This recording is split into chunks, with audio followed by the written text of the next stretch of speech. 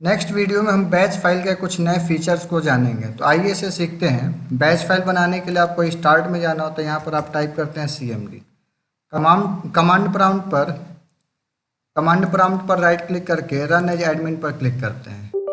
Run as admin पर click करने के बाद यस करते हैं। यस करते ही आपके सामने डॉस का स्क्रीन खुलकर आ जाता है।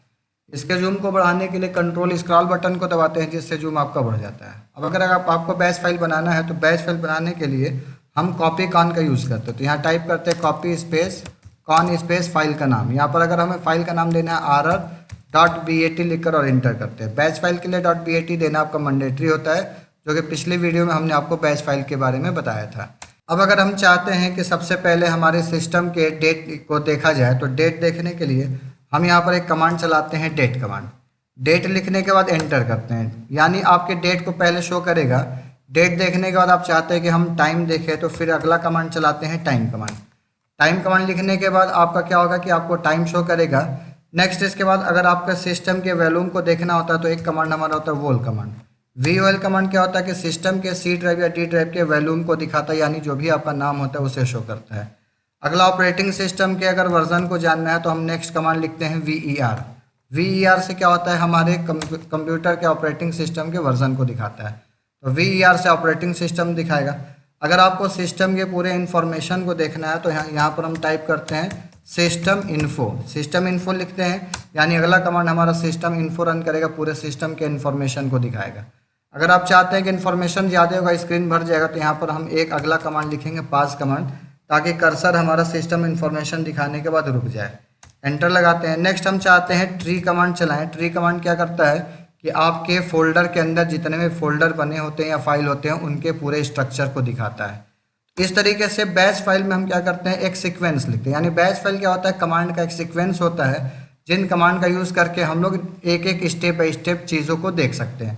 तो यहाँ पर इस बैच फाइल में हमने क्या बनाया, डेट बनाया, यानी सबसे पहले डेट आपको शो करेगा। फिर टाइम को हमने लिखा, यानी इसके बाद टाइम आपको शो करेगा। वो लिखा जो कि वॉल्यूम कमांड है, इसके थ्रू हम लोग सिस्टम के C ड्राइव के नाम को देखेंगे। तो सिस्टम के C ड्राइव के नाम को देखने के लिए वोल का यूज़ करेंगे। VER क्या होगा, ऑपरेटिंग सिस्टम के वर्जन को दिखाएगा। सिस्टम इन्फो कंप्यूटर के पूरे इन्फॉर्मेशन को दिखाएगा। पास कमांड आपके कर्सर को रोक देगा, यानी डिटेल इन्फॉर्मेशन दिखाने के बाद कर्सर को रोकने का काम करेगा। ट्री कमांड किसी फोल्डर के अंदर बने बहुत सारे फाइल्स और फोल्डर के स्ट्रक्चर को एज ए ट्री दिखाएगा। इस तरीके से सभी कमांड को लिखने के बाद हम फाइल को Ctrl+Z से सेव करते हैं। डॉस में किसी भी फाइल को सेव करने के लिए Ctrl+Z का यूज़ करते हैं। तो Ctrl+Z लिखकर हमने एंटर दबाते हैं। एंटर दबाते ही आप देखते हैं तो 1 फाइल्स कॉपीड होगी, यानी आपका जो फाइल बना है वो C के अंदर, विंडोज़ के अंदर, सिस्टम 32 के अंदर फाइल बना हुआ है।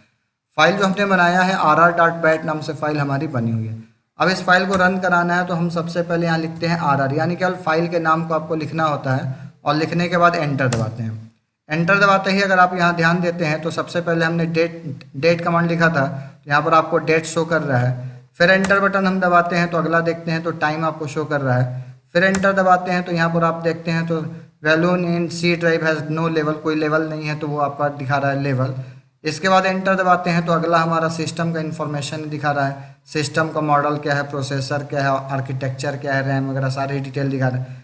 फिर इसके बाद जब हम यहाँ देखिए, इसके बाद आपका पास हो जाता है। फिर एंटर दबाते हैं तो ट्री कमांड रन कर रहा है, और ट्री कमांड में आप देखते हैं तो यहाँ पर हमारे जितने भी फाइल फोल्डर के अंदर, किसी फोल्डर के अंदर बहुत सारे फोल्डर हैं, उनके स्ट्रक्चर को यहाँ पर दिखा रहा है।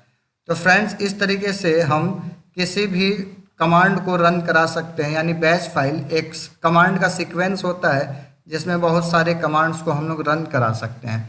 फ्रेंड्स, आपको हमारी वीडियो कैसी लगी? अगर हमारी वीडियो आपको पसंद आई तो इसे लाइक करें, शेयर करें, और अगर आप हमारे चैनल पर न्यू हैं तो हमारे चैनल को सब्सक्राइब करना ना भूलें। इसी तरीके से न्यू लेटेस्ट वीडियोस आपके लिए मैं लाते रहूँगा। तब तक के लिए टेक केयर, बाय बाय।